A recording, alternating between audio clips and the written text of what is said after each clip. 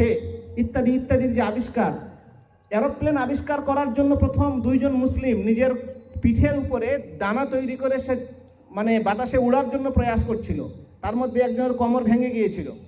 বলার উদ্দেশ্য হচ্ছে এরকম বহু আবিষ্কার 700-800 বছর আগে কারা করেছে? মুসলিমরা করেছে। তাহলে যদি আজকেও যদি আমরা পড়াশোনা করি, মন দেই, যদি আমরা ভাবনা চিন্তা করি, কোরআন শিক্ষার সাথে সাথে হাদিস শিক্ষার সাথে সাথে পৃথিবীর মানুষকে আমরা আবার জ্ঞানের আলোয় আলোকিত করতে পারবো। তাহলে এবার বলো, জ্ঞান অর্জন করা দরকার কি দরকার নয়?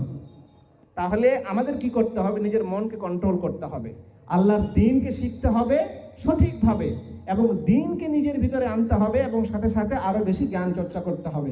এরকম যে একটা মাদ্রাসাগুলো, তোমরা ছোট বাচ্চা আছো, তোমরা যদি মনে করো যে আমি যখন বড় হব এই মাদ্রাসাকে আরো মজবুত করব, এখানে আরো অনেক কিছু পড়াশোনা শেখাবো, কিভাবে সমাজে উন্নতি হবে,